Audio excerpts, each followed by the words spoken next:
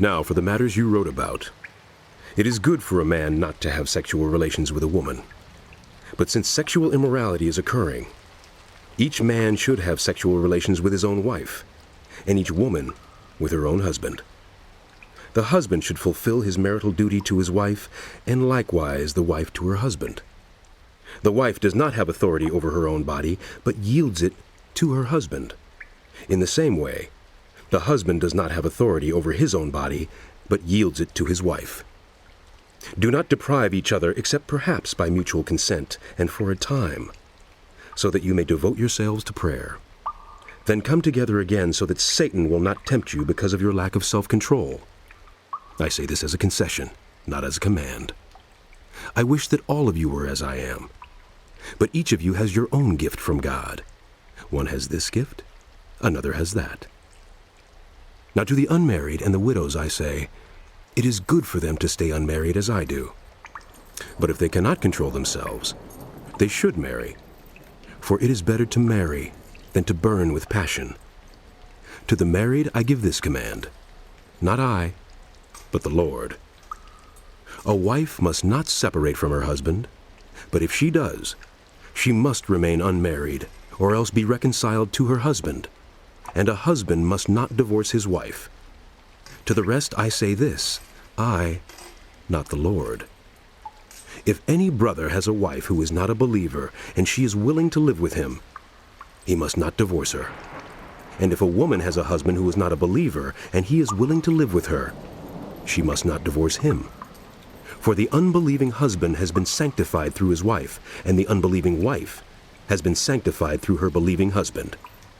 Otherwise, your children would be unclean, but as it is, they are holy. But if the unbeliever leaves, let it be so. The brother or sister is not bound in such circumstances. God has called us to live in peace. How do you know, wife, whether you will save your husband? Or, how do you know, husband, whether you will save your wife? Nevertheless, each person should live as a believer in whatever situation the Lord has assigned to them, just as God has called them. This is the rule I lay down in all the churches. Was a man already circumcised when he was called? He should not become uncircumcised. Was a man uncircumcised when he was called? He should not be circumcised. Circumcision is nothing, and uncircumcision is nothing. Keeping God's command is what counts. Each person should remain in the situation they were in when God called them. Were you a slave when you were called? Don't let it trouble you. Although if you can gain your freedom, do so. For the one who was a slave when called to faith in the Lord is the Lord's freed person. Similarly, the one who was free when called is Christ's slave. You were bought at a price. Do not become slaves of human beings. Brothers and sisters, each person, as responsible to God, should remain in the situation they were in when God called them. Now about virgins, I have no command from the Lord, but I give a judgment as one who by the Lord's mercy is trustworthy. Because of the present crisis, I think that it is good for a man to remain as he is. Are you pledged to a woman? Do not seek to be released. Are you free from such a commitment? Do not look for a wife. But if you do marry, you have not sinned. And if a virgin marries, she has not sinned. But those who marry will face many troubles in this life, and I want to spare you this. What I mean, brothers and sisters, is that the time is short. From now on, those who have wives should live as if they do not. Those who mourn, as if they did not. Those who are happy, as if they were not. Those who buy something, as if it were not theirs to keep. Those who use the things of the world, as if not engrossed in them. For this world in its present form is passing away.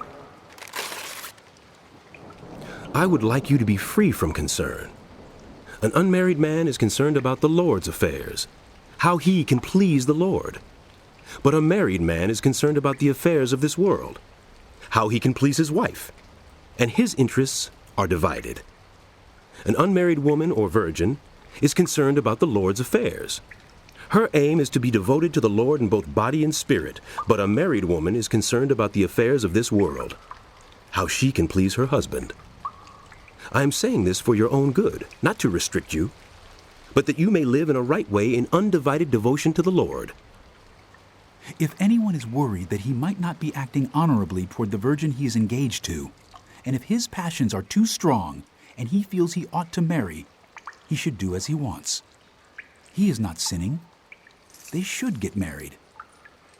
But the man who has settled the matter in his own mind, who is under no compulsion but has control over his own will, and who has made up his mind not to marry the virgin, this man also does the right thing. So then, he who marries the virgin does right, but he who does not marry her does better.